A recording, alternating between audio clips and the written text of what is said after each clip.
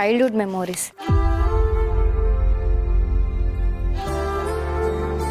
ಎಲ್ಲರೂ ತಮಾಷೆ ಮಾಡಿಕೊಂಡು ಖುಷಿಯಾಗಿರೋದಕ್ಕೋಸ್ಕರ ಈ ಆಟ ಆಡ್ತಿದ್ದೀರಾ. ನನಗೆ ಚೈಲ್ಡ್ಹುಡ್ ಮೆಮೊರೀಸ್ ಅಂತ ಬಂದಿರೋದ್ರಿಂದ ಖುಷಿಯಾಗಿರೋದು ಅಂತ ಏನು ಹೇಳಬೇಕೋ ಗೊತ್ತಾಗ್ತಿಲ್ಲ.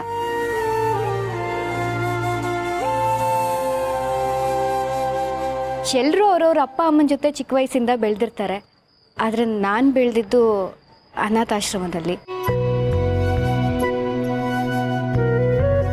ಯಾರೇ ದಾನಿಗಳು ಬಂದ್ರೂ ನಾವೆಲ್ಲ ಮಕ್ಕಳು ನಮ್ಮ ಅಪ್ಪ ಅಮ್ಮ ಬಂದಿದ್ದಾರೇನೋ, ಅವರು ಬಂದು ನಮ್ಮನ್ನು ಅವ್ರ ಜೊತೆ ಕರ್ಕೊಂಡು ಹೋಗ್ತಾರೆ ಅಂತ ಅಂದ್ಕೊಳ್ತಿದ್ವಿ.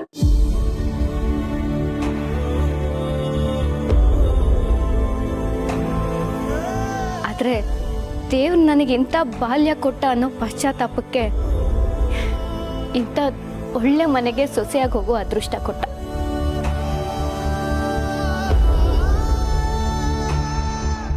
ಅವಿನ ಮದುವೆ ಆಗಿ ನಾನು ಈ ಮನೆಗೆ ಬಂದೆ. ದೇವ್ರಂತ ಗಂಡ ಸಿಕ್ಕೋದ್ರ ಜೊತೆಗೆ ದೇವ್ರನ್ನ ಮೀರ್ಸೋ ಅಂತ ಮಾವ ಸಿಕ್ಕಿದ್ರು. ಈಗ ಅಮ್ಮನೂ ಸಿಕ್ಕಿದ್ದಾರೆ. ನನಗಿಷ್ಟು ಸಾಕು.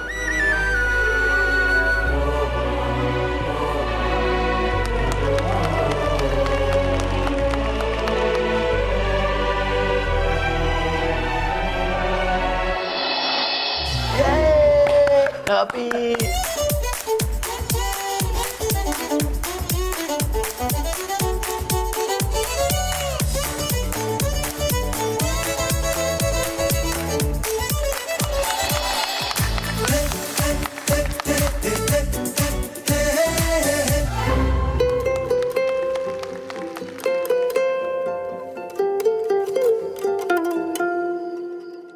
ಥ್ಯಾಂಕ್ಸ್ ಹೇಳಬೇಕು.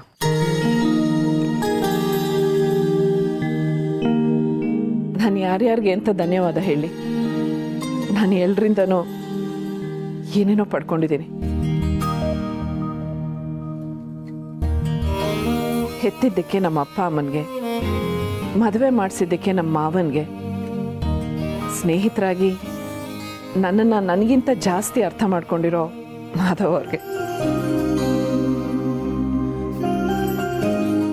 ಮಕ್ಕಳ ಪ್ರೀತಿ ಕೊಟ್ಟಿದ್ದಕ್ಕೆ ಸಮರ್ಥ್ಗೆ, ಅವಿಗೆ, ಅಬಿಗೆ, ಸಂಧ್ಯನ್ಗೆ, ನಿಧಿಗೆ, ಸೊಸೇಂದ್ರಾದರೂ ಮಕ್ಕಳಿಗಿಂತ ಹೆಚ್ಚಾಗಿ ಹತ್ತಿರ ಆಗಿದ್ದಕ್ಕೆ ಸಿರಿಗೆ, ಪೂರ್ಣಿಗೆ, ತಂಗಿ ಥರನೇ ಆಗಿರೋ ಶಾರ್ವರಿ ಅವ್ರಿಗೆ, ತಮ್ಮನ ಥರ ಆಗಿರೋ ಮಹೇಶ್ ಅವ್ರಿಗೆ,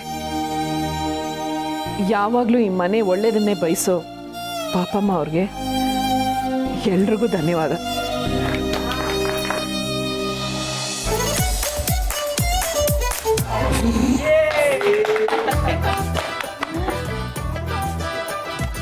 ಶಾಯರಿ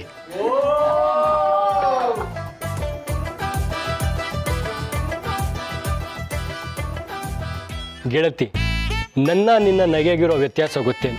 ನೀನು ಖುಷಿಯಾಗಿದ್ಯಾ ಅಂತ ನಗ್ತೀಯ, ನೀನು ಖುಷಿಯಾಗಿದ್ಯಾ ಅಂತ ನಗ್ತೀಯ, ನಾನು ನೀನು ಖುಷಿಯಾಗಿದ್ಯಾ ಅಂತ ನಗ್ತೀನಿ.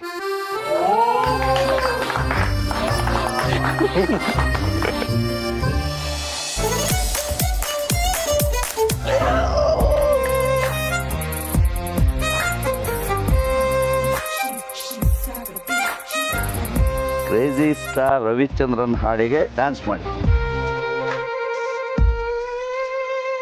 ಕೇಳಿ ಪ್ರೇಮಿಗಳೇ,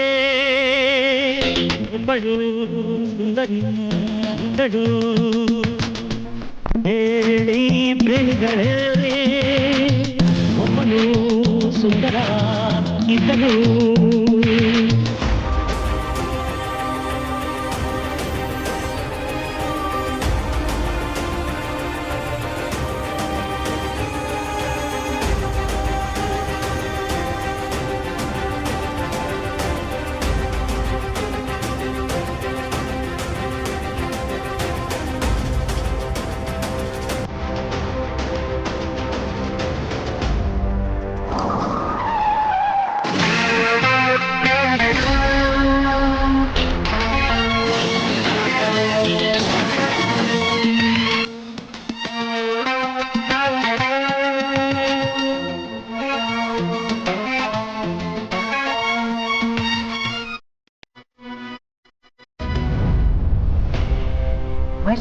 ಏನಾಯ್ತು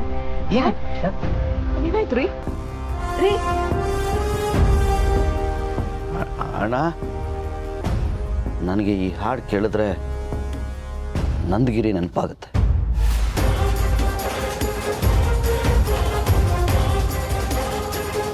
ನಮ್ಗಾಯ್ತಲ್ಲ ಆಕ್ಸಿಡೆಂಟು, ಅದು ನೆನಪಾಗುತ್ತೆ. ನಿನಗಿನ್ನೂ ಆ ಶಾಕಿಂದ ಹೊರಗೆ ಬರೋಕ್ಕೆ ಟೈಮ್ ಬೇಕು ಅನಿಸುತ್ತೆ. ನೀನು ಇನ್ಮೇಲೆ ಆ ಹಾಡನ್ನ ಕೇಳಬೇಡ. ದಯವಿಟ್ಟು ಯಾರು ಆ ಹಾಡನ್ನ ಪ್ಲೇ ಮಾಡಬೇಡಿ.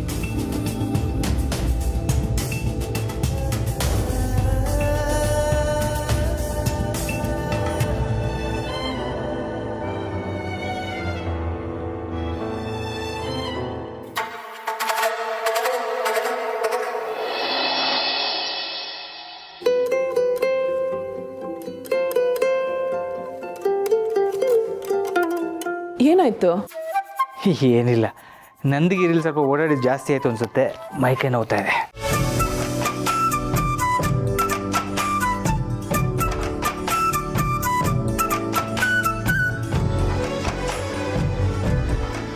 ನಂದಿಗಿರಿ ಹೂ ಅಂದ್ಕೊಂಡೆ. ತುಂಬ ಮೈಕೈ ನೋವಿದ್ರೆ ಮೇಲೇನೆ ಮಲ್ಕೊಳ್ಳಿ. ಕೆಳಗೆ ಮಲ್ಕೊಂಡ್ರೆ ಇನ್ನೂ ಜಾಸ್ತಿ ಆಗುತ್ತೆ. ನಾಳೆ ಬಿಸಿನೀರು ಸ್ನಾನ ಮಾಡಿದ್ರೆ ಎಲ್ಲ ಸರಿ ಹೋಗುತ್ತೆ. ನೀವು ಕೆಳಗೆ ಮಲಗ್ತೀರಾ? ನಾನು ಮಾತ್ರ ನೆಮ್ಮದಿಯಿಂದ ಮೇಲ್ ಮಲ್ಕೊಳ್ಳ?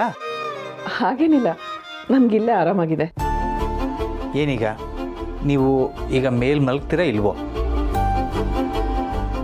ನೋಡಿ, ನೀವು ಈ ಮನೆಗೋಸ್ಕರ, ಮಕ್ಕಳಿಗೋಸ್ಕರ, ನನಗೋಸ್ಕರ ಎಷ್ಟೆಲ್ಲ ಒದ್ದಾಡ್ತೀರಾ. ನಿಮಗೊಂದು ನೆಮ್ಮದಿಯಿಂದ ಮಲ್ಕೊಳ್ಳೋದಕ್ಕೆ ವ್ಯವಸ್ಥೆ ಕೂಡ ಮಾಡ್ಕೊಡೋಕ್ಕಾಗಿಲ್ಲ ಅಂದರೆ ನಾನೊಬ್ಬ ಕೆಟ್ಟ ಮನುಷ್ಯ ಅನ್ಸಲ್ವಾ? ನನಗಿಲ್ಲೂ ನೆಮ್ಮದಿಯಿಂದ ನಿದ್ದೆ ಬರುತ್ತೆ. ತುಂಬ ಹಠ ಅಲ್ವಾ ನಿಮಗೆ? ಆಯ್ತು ಬಿಡಿ, ನಾನು ಕೆಳಗೆ ಮಲಗ್ತೇನೆ.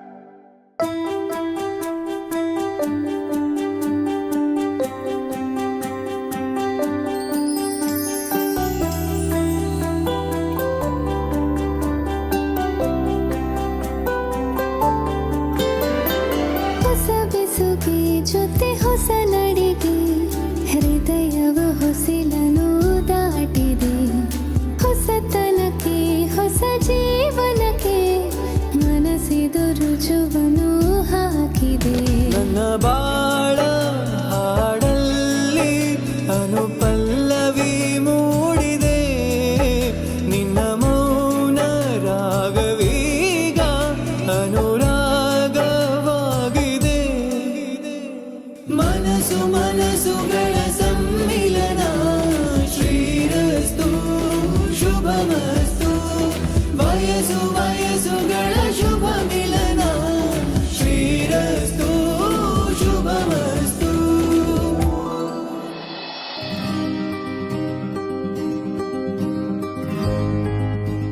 ಬಾಸು, ನೀರು. ಒಳ್ಳೆ ನೇವಿ ಆಫೀಸರ್ ಥರ ಕಾಣ್ತೀಯ ಕಣೋ.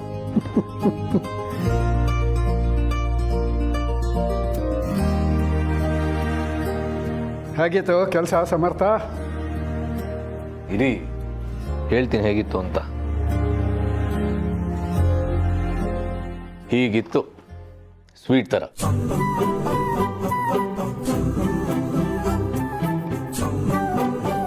ಏಯ್, ಮೆತ್ತಗೆ ಉಸು ಸಿಕ್ಕಾಕೊಂಡಿತ್ತು.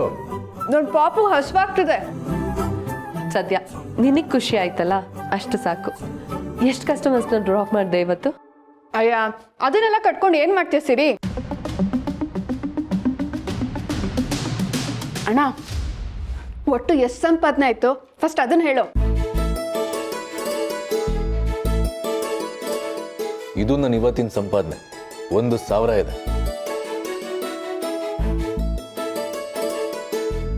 ತಿಂಗಳು ಪೇಮೆಂಟ್ ಮಾಡಬೇಕಾ ಅಥವಾ ಡೈಲಿ ಪೇಮೆಂಟ್ ಮಾಡಬೇಕಾ ಅಂತ ಕೇಳಿದ್ರು. ನಾನು ಡೈಲಿ ಪೇಮೆಂಟೇ ಮಾಡಿ ಅಂದೆ. ತಿಂಗಳು ಕೊನೆವರೆಗೂ ಕಾಯಕ್ಕಾಗಲ್ಲ ಅಲ್ಲ.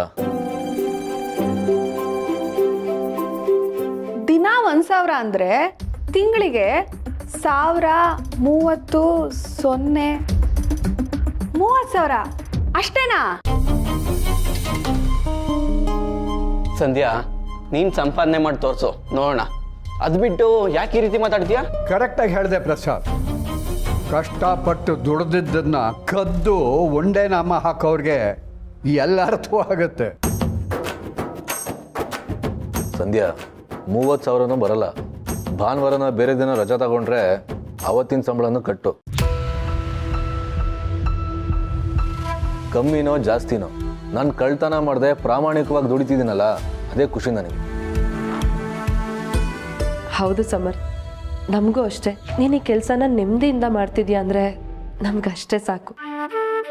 ಹೋಗ್ತಾ ಹೋಗ್ತಾ ಹಾಗೆ ಕಾಂಟ್ಯಾಕ್ಟ್ಸ್ ಡೆವಲಪ್ ಆಗ್ತಾ ಹೋಗುತ್ತೆ. ಅನುಕೂಲ ಆದರೆ ನಾವೇ ಒಂದು ಸ್ವಂತ ಕಾರ್ ತಗೊಂಡು ಕ್ಯಾಬ್ ಸರ್ವಿಸ್ ಕೊಡ್ಬೋದು ಅಲ್ವಾ? ಹೌದು ಬಾಸು, ಸದ್ಯಕ್ಕೆ ಅವ್ರ ಬಿಸ್ನೆಸ್ನ ಹೇಗೆ ಮಾಡ್ತಾರೆ ಅಂತ ನೋಡ್ಕೊತೀನಿ, ಆಮೇಲೆ ನಾವು ಕೈ ಹಾಕ್ಬೋದು. ತಗೋ ಬಾಸು. ಇದನ್ನ ನನಗೆ ಯಾಕೆ ಕೊಡ್ತಿದ್ಯಾ? ನೀನು ಈ ಕೆಲ್ಸದ ಮೊದಲನೇ ಸಂಪಾದನೆ ಇದು, ನಿನ್ನ ಹತ್ರನೇ ಇಟ್ಕೊ, ಏನಕ್ಕಾದ್ರೂ ಬೇಕಾಗತ್ತೆ. ಆಮೇಲೆ ಪ್ರತಿದಿನ ದುಡ್ಡು ಇಸ್ಕೊಂಡು ಬರಕ್ಕೆ ಹೋಗ್ಬೇಡ, ಡೈರೆಕ್ಟಾಗಿ ನಿನ್ನ ಅಕೌಂಟಿಗೆ ಹಾಕಕ್ಕೆ ಹೇಳು. ದಿನ ಕೈಯಲ್ಲಿ ದುಡ್ಡಿದ್ರೆ ಖರ್ಚಾಗ್ಬಿಡತ್ತೆ ಅಷ್ಟೇ. ಹೌದೌದು, ಈಗಿನ ಕಾಲದಲ್ಲಿ ಹಾರ್ಡ್ ಕ್ಯಾಶ್ ಇಟ್ಕೊಂಡಿರೋದು ಕಷ್ಟನೇ, ಅದರಲ್ಲೂ ಮನೇಲೇ ಕಳ್ತನ ಮಾಡೋರು ಇರೋವಾಗ. ತಾತ ಸ್ವಲ್ಪ ಸುಮ್ಮನಿರ್ತೀಯಾ? ಈ ಅಣ್ಣ ಬರೀ ಸುಳ್ಳೆ ಹೇಳ್ತಾನೆ. ನಮ್ಮ ಹತ್ರ 1,000 ರೂಪಾಯಿ ಸಂಪಾದನೆ ಅಂದ, ಆದ್ರೆ ಅವ್ನ ಜೋಬಲ್ಲಿ ಇನ್ನೂ 500 ರೂಪಾಯಿ ಕಾಣಿಸ್ತಿದೆ. ನಮಗೆ 1,000 ರೂಪಾಯಿ ಕೊಟ್ಟು ಇನ್ ಮಿಕ್ಕಿದ್ನೆಲ್ಲ ಅವನೇ ಉಪಯೋಗಿಸ್ಕೊಡೋ ಸ್ಕೆಚ್ಚು ಅಲ್ವಾ ಅಣ್ಣ? ಏಯ್, ನನಗೆ ಸುಳ್ಳು ಹೇಳೋ ಅವಶ್ಯಕತೆ ಇಲ್ಲ. ಬಳಸೋ ದುಡ್ಡಲ್ಲ. ಯಾಕೆ ಸಮರ್? ನನಗೆ ಯಾರು ಏನು ಕೇಳಬೇಡಿ. ನಿಮ್ಗಿದೆಲ್ಲ 500 ರೂಪಾಯಿ ಥರ ಕಾಣಿಸ್ತಾ ಇರ್ಬೋದು, ನನಗಿದು ಕೋಟಿಗೆ ಸಮ.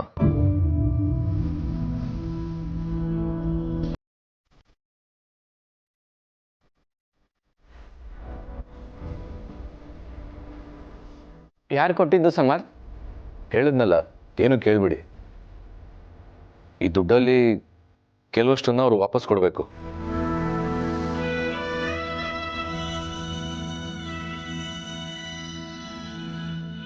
ಅಮ್ಮ ಕೊಟ್ಟಿದ್ದು ಅಂದರೆ ಸುಮ್ಮನೆ ರೇಗಿಸ್ತಾರೆ, ಹೇಳ್ದೆ ಸುಮ್ಮನಿರೋದೇ ಸರಿ.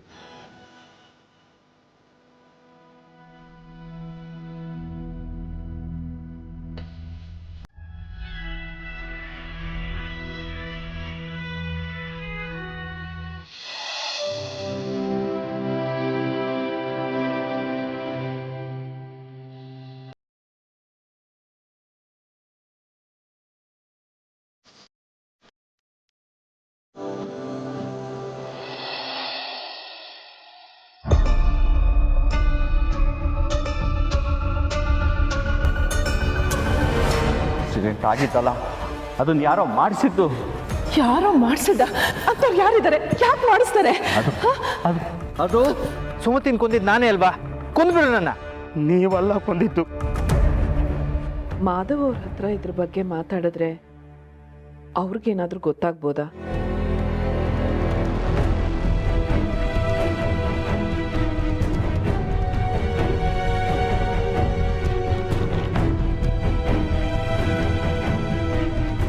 ಬೇಡ, ಇನ್ನು ಸ್ವಲ್ಪ ದಿನದಲ್ಲೇ ಮಹೇಶ್ ಅವರೇ ಎಲ್ಲ ನೆನ್ಪು ಮಾಡ್ಕೊಂಡು ಹೇಳ್ಬೋದು. ಅಲ್ಲಿವರೆಗೂ ಸುಮ್ಮನಿರೋದೇ ಒಳ್ಳೆಯದು. ಇಲ್ಲ ಅಂದರೆ ಮಾಧವ್ ಅವ್ರಿಗೂ ಸುಮ್ಮನೆ ಟೆನ್ಷನ್ ಕೊಟ್ಟಾಗತ್ತೆ.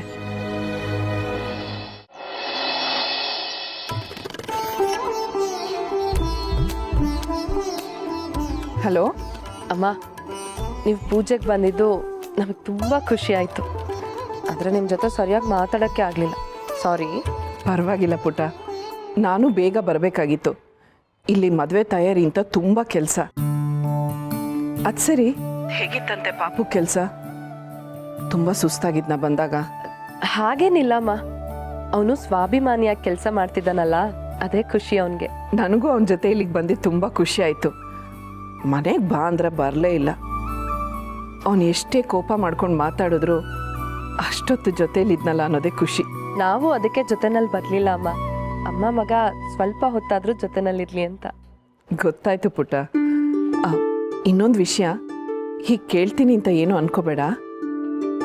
ಪಾಪುಗೆ ಸಂಪಾದನೆ ಚೆನ್ನಾಗಾಗತ್ತಾ ಇದರಿಂದ? ನಿಮ್ಗೇನು ತೊಂದರೆ ಆಗಲ್ಲ ತಾನೆ?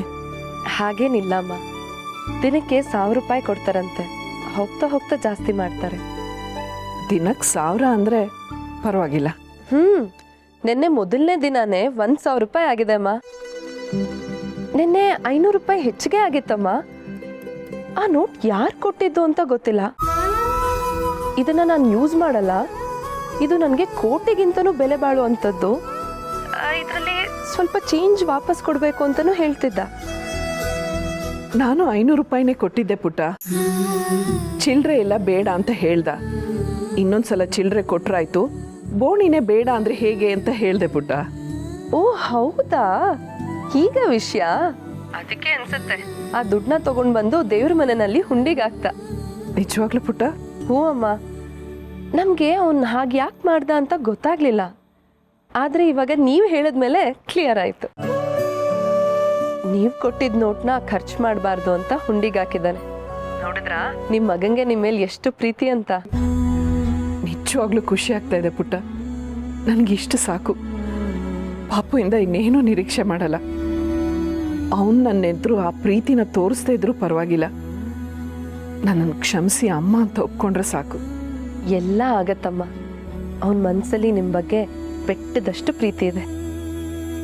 ನನಗೀಗಲೇ ಅವನನ್ನು ನೋಡೋಣ ಅನ್ನಿಸ್ತಾ ಇದೆ. ಬಂದ್ಬಿಡಿ ಮನೆಗೆ ಇವತ್ತು. ಸಂಜೆ ಬಂದ್ರೆ ಕೆಲಸ ಮುಗಿಸ್ಕೊಂಡು ಮನೆಗೆ ಬಂದಿರ್ತಾನೆ. ಬೇಡ ಪುಟ್ಟ, ಅಭಿ ಮದುವೆ ಹತ್ರ ಬಂತಲ್ವಾ, ನಾವು ಲಗ್ನ ಪತ್ರಿಕೆ ಪೂಜೆ ಮಾಡಿ ಹಂಚಬೇಕು. ನಿಮ್ಮಲ್ಗೂ ಬರ್ತೀವಿ. ಹೌದಾ? ಹಾಗಾದ್ರೆ ನೀವು ಬರುವಾಗ ನನಗೆ ಹೇಳಿ. ಸಮರ್ಥನ ಮನೇಲಿರೋ ಥರ ನೋಡ್ಕೊಳ್ತೀನಿ. ಅವ್ನ ಮನೇಲಿಲ್ಲ ಅಂದ್ರೆ ಹೇಗಾದ್ರೂ ಮಾಡಿ ಎಲ್ಲಾದ್ರೂ ಮೀಟ್ ಮಾಡೋ ಥರನಾದ್ರೂ ಮಾಡ್ತೀನಿ. ನನ್ನ ಮುದ್ದಿನ ಮಗಳು ನೀನು.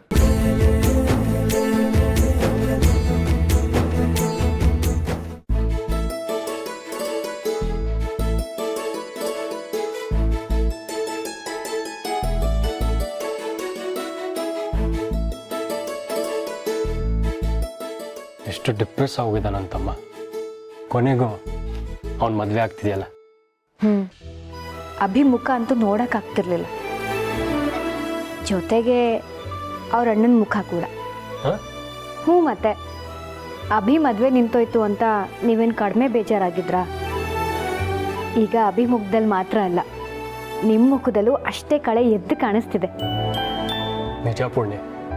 ಅವನು ಖುಷಿಯಾಗಿದ್ರೆ ನನಗೂ ಖುಷಿ. ಈಗ ನಿಮ್ಮಿಬ್ಬರ ಖುಷಿಗೆ, ಮನೆಯವ್ರ ಎಲ್ಲರ ಖುಷಿಗೆ ಕಾರಣ ಆಗಿರೋದು ತುಳಸಿ ಅಮ್ಮ.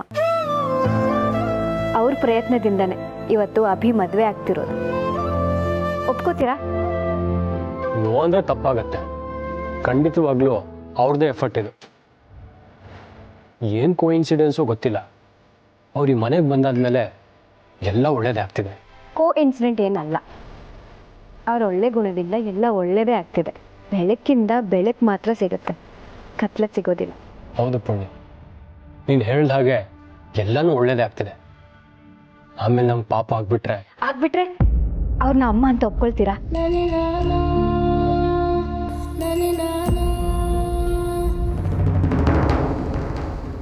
ಬಂದಲ್ಲ ಮದುಮಗ, ಬಾರೋ. Finally I am getting married bro. But still ನನಗೆ ಭಯ ಆಗ್ತಿದೆ. ಲಾಸ್ಟ್ ಟೈಮ್ ಥರ ಏನಾದರೂ ಆಗಿ ಮದುವೆ ನಿಂತು ಹೋಗ್ಬಿಟ್ರೆ ಅಂತ. ಖಂಡಿತ ನಿಲ್ಲಲ್ಲ. ಯಾವುದೇ ಕಾರಣಕ್ಕೂ ನಿಲ್ಲಕ್ಕೆ ನಾನು ಬಿಡಲ್ಲ.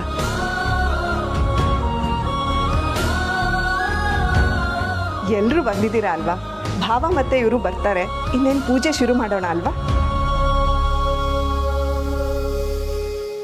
ಅಭಿ, ನಿನ್ನ ಕೈಯಾರೆ ಒಂದು ಲಗ್ನ ಪತ್ರಿಕೆನ ಕೊಡು.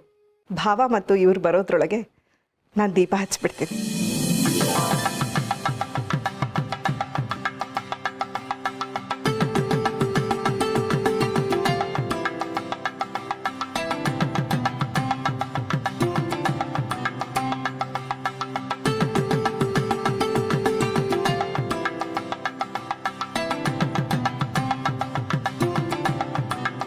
ಶಾರ್ವರಿ, ದೀಪ ಹಚ್ಬೇಡ.